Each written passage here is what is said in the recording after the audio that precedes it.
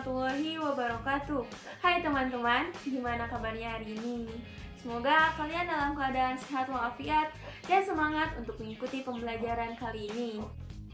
Video pembelajaran ini dibuat oleh kelompok 1 yang beranggotakan Kak Fitri Hadijah, Kak Sasa Hoirunisa, dan Kak Adi Agung Sopandi. Dan juga video pembelajaran ini dibuat untuk memenuhi salah satu tugas pada mata kuliah Teknologi Pendidikan yang diampu oleh Bapak Dr. Dian Rahadian, MPD. Materi kali ini yaitu mengenai hardware, software, dan brainware. Tujuan pembelajaran pada kali ini yaitu 1. Peserta didik dapat menjelaskan kembali materi tentang hardware, software, dan brainware. 2. Peserta didik dapat menganalisis perangkat keras dan perangkat lunak dan mengetahui macam-macamnya. 3. Peserta didik dapat menyimpulkan interaksi antara perangkat keras, perangkat lunak, dan pengguna. Sebelum kita masuk ke pembelajaran, di sini kakak memberikan ilustrasi gambar mengenai materi yang akan kita pelajari kali ini. Untuk lebih jelasnya, mari kita bahas lebih lanjut.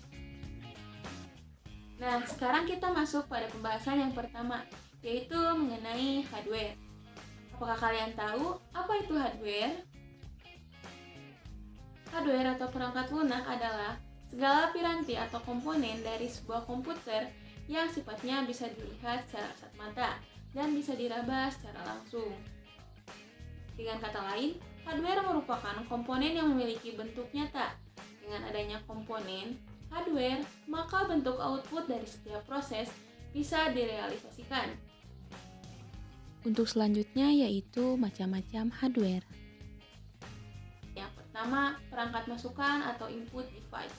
Input device atau perangkat masukan adalah hardware atau perangkat keras yang berfungsi untuk memasukkan data atau informasi ke komputer. Data atau informasi tersebut dapat berbentuk gambar, teks, video, dan audio. Beberapa contoh input device antara lain keyboard, mouse, mikrofon, webcam, dan lainnya. Yang kedua ada perangkat pemroses atau process device. Process device adalah perangkat komputer yang berfungsi untuk mengolah atau memperoleh berbagai data dan informasi yang dimasukkan ke dalam komputer.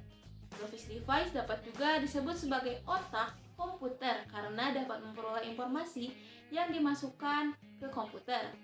Contoh dari process device adalah CPU atau Central Processing Unit, VGA atau Video Graphic Adapter, RAM atau Random Access Memory, dan Power Supply. Yang ketiga ada perangkat keluaran atau output device. Output device adalah perangkat dalam komputer yang berfungsi untuk menampung dan menghasilkan data-data dari komputer yang kemudian dikeluarkan melalui perangkat lain yang tersambung ke komputer. Misalnya informasi atau data yang dikeluarkan dalam bentuk gambar, teks, video, dan audio.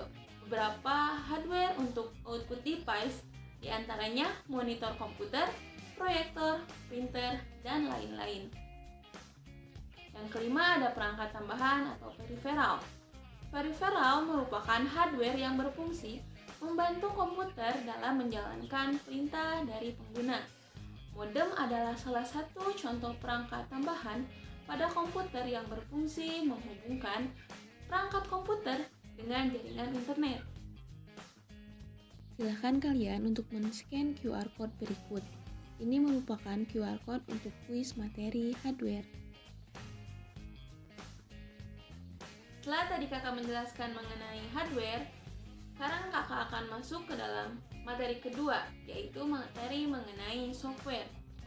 Sebelum kita bahas, apakah kalian tahu apa itu software? Software atau perangkat lunak merupakan kumpulan data elektronik yang disimpan dan diatur oleh komputer. Data elektronik yang disimpan berupa program yang berguna untuk menjalankan suatu perintah. Selanjutnya, kakak akan menjelaskan mengenai macam-macam perangkat lunak atau software. Yang pertama, perangkat lunak sistem operasi. Perangkat lunak sistem operasi berfungsi untuk mengendalikan seluruh sistem kerja mendasar yang ada di komputer. Sistem operasi mengatur segala proses termasuk mengolah memori, menerjemahkan input, output, tabel pengkodean, dan lain-lain.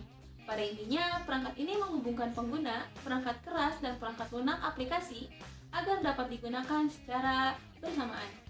Contoh dari perangkat lunak sistem operasi adalah Microsoft Windows, Linux, Macintosh, iOS Apple, Google Android, dan OS Windows Phone. Yang kedua, ada perangkat lunak aplikasi. Sesuai namanya, macam perangkat lunak ini adalah deretan aplikasi atau program yang tersedia di komputermu yang biasa digunakan untuk membantu menyelesaikan tugas-tugas tertentu. Aplikasi menjadi jenis software yang paling sering digunakan oleh banyak orang sekaligus. Dikenal sebagai perangkat non-esensial yang berarti harus diinstal terlebih dahulu dan dioperasikan sesuai kebutuhan penggunanya. Contohnya seperti Adobe Photoshop, Skype, Adobe Premiere, Microsoft Excel, dan masih banyak lagi.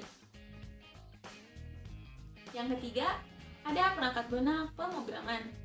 Perangkat lunak pemrograman adalah software yang berguna untuk menerjemahkan instruksi dari bahasa program ke kode bahasa mesin melalui prosedur tertentu agar dapat diterima dan dibaca oleh komputer. Perangkat lunak ini umumnya digunakan oleh seorang programmer untuk menerjemahkan, menulis, menguji, mengembangkan, hingga menebuk software lain seperti perangkat lunak sistem dan perangkat lunak aplikasi. Misalnya saja seperti Python, PHP, Java, C++, dan Pascal. Yang keempat, ada perangkat lunak tambahan atau utility. Software ini merupakan aplikasi yang berguna untuk membantu pengelolaan komputer, seperti mengkompres file, melindungi sistem, memformat disket, mengcopy data, mengatur hard disk, dan lain-lain. Contohnya seperti WinZip, antivirus, Candy, dan defacement lainnya. Silakan kalian untuk men-scan QR Code berikut. Ini merupakan QR Code untuk kuis materi software. Nah, setelah tadi kakak membahas mengenai hardware dan software, kakak akan menjelaskan materi yang terakhir, yaitu tentang brainware. Nah, sebelum masuk ke materi, apakah kalian tahu apa itu brainware? Brainware atau pengguna merupakan manusia yang menggunakan atau mengoperasikan komputer. Tanpa adanya brainware, komputer tidak bisa dijalankan. Maka, peran brainware di sini sangatlah penting, sehingga komputer bisa digunakan dan dioperasikan dengan baik oleh penggunanya. Selanjutnya, kakak akan membahas mengenai macam-macam brainware. Yang pertama ada programmer, merupakan orang yang punya kemampuan dalam bahasa pemrograman, sering berperan sebagai membuat program yang diperlukan pada sistem komputerisasi. Yang kedua ada administrator, merupakan orang yang bertugas mengelola sebuah sistem operasi dan program yang digunakan pada komputer atau jaringan komputer. Yang ketiga ada operator, adalah orang yang menjalankan sistem operasi dan program dalam perangkat komputer, misalnya merawat sistem operasi komputer, menyiapkan data untuk diakses, dan lain-lain. Silakan kalian untuk men-scan QR Code berikut. Ini merupakan QR Code untuk kuis materi brainware. Baik, kita masuk pada kesimpulan pertemuan kali ini. Hardware adalah segala piranti atau komponen dari sebuah komputer yang sifatnya bisa dilihat secara kasat mata dan bisa diraba secara langsung. Macam-macam hardware yaitu perangkat masukan atau input device, perangkat pemproses atau process device, perangkat keluaran atau output device, perangkat penyimpanan atau storage unit, dan perangkat tambahan. Software yaitu kumpulan data elektronik yang disimpan dan diatur oleh komputer.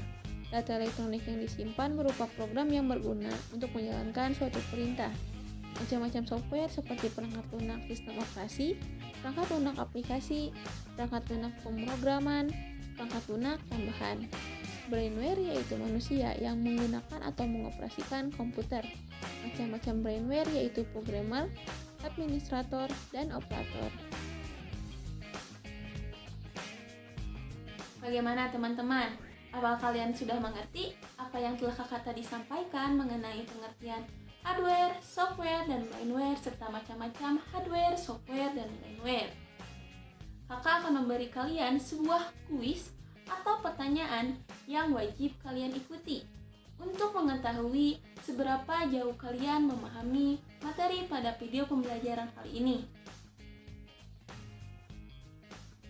Silahkan kalian untuk men-scan QR Code berikut.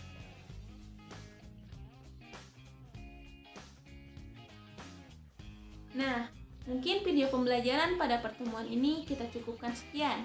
Terima kasih kepada teman-teman yang tetap semangat dan antusias untuk mengikuti video pembelajaran ini. Sampai bertemu di video pembelajaran selanjutnya. See you next time. Assalamualaikum warahmatullahi wabarakatuh.